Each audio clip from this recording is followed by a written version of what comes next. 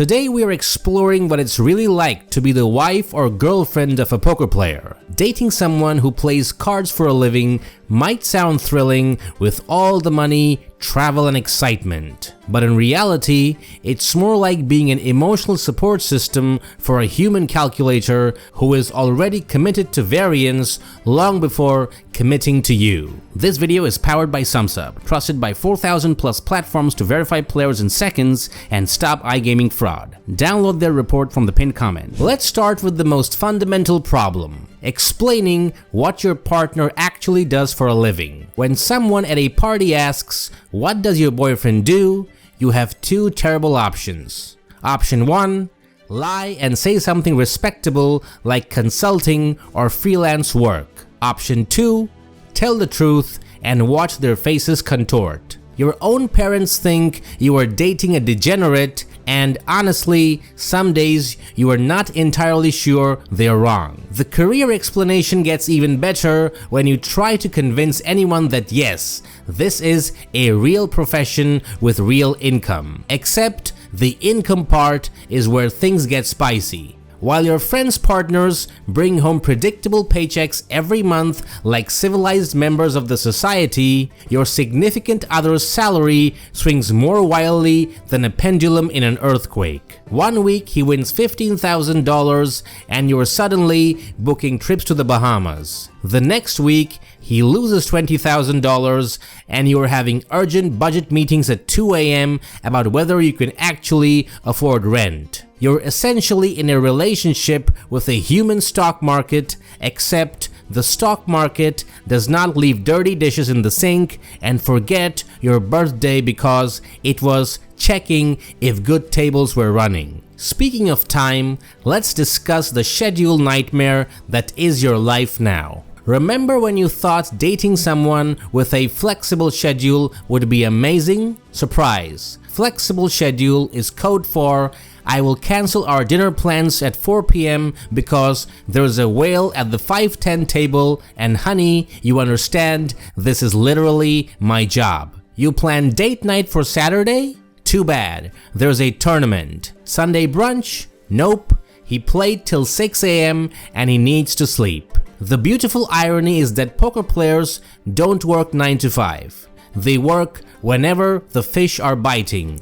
which is apparently all the time. Your partner tells you he needs to play 40 hours a week to make decent money, but somehow those 40 hours are spread across 7 days at completely random times dictated by when recreational players with actual jobs decide to donate their paychecks online. The social isolation is brutal. Your friends stop inviting you places because he's cancelled so many times. When you do manage to attend social events, he's distracted, checking his phone for running games, mentally calculating pot odds instead of engaging with your friends. The Vegas trips sound glamorous until you experience them. Your boyfriend gets invited to play tournaments in Las Vegas and you think, great, a couple's vacation. Wrong. You fly to Vegas, check into a hotel, and then he immediately disappears to the poker room for 14 hours a day while you sit alone in a hotel or wander the strip by yourself. The worst part is when they go on a downswing, poker's special term for losing money consistently for weeks while insisting they are playing perfectly. Your boyfriend loses $5,000 over 3 weeks and suddenly you are his unpaid therapist listening to detailed hand histories at midnight while he explains why his decision to 3-bet Jack-9 suited from middle position was actually optimal GTO play and the universe is conspiring against him. You nod sympathetically while internally screaming because you have no idea what any of those words mean and you have work in 6 hours. But here's where it truly gets special. If you ask how his session went, he might snap at you for being results oriented. If you don't ask, you are not being supportive. If you try to give advice, you are overstepping because you do not understand poker. If you don't engage at all, you are not interested in his life.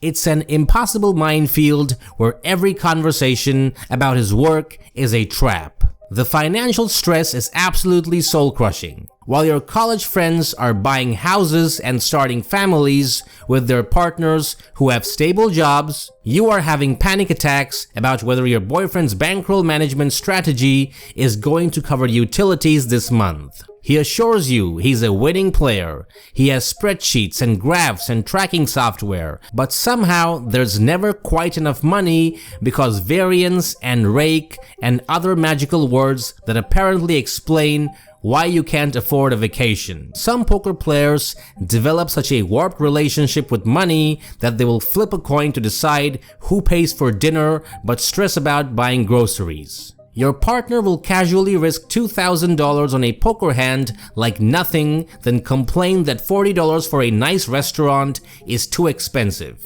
The cognitive dissonance is unreal. You are dating someone who treats money like Monopoly cash at the poker table, but then freaks out about real-world expenses that actually matter. Here's what the poker community would not tell you. Relationships with poker players have an absurdly high failure rate. Many pro players wrote about questioning whether poker players can even have normal relationships, whether they can get married or have families. They have gone through multiple relationships that failed partially because of poker. The lifestyle, the variance, the hours, the obsession, the isolation is fundamentally incompatible with healthy romantic relationships. So the next time someone tells you that they're dating a poker player, give them a hug and the number of a good therapist. They're going to need both.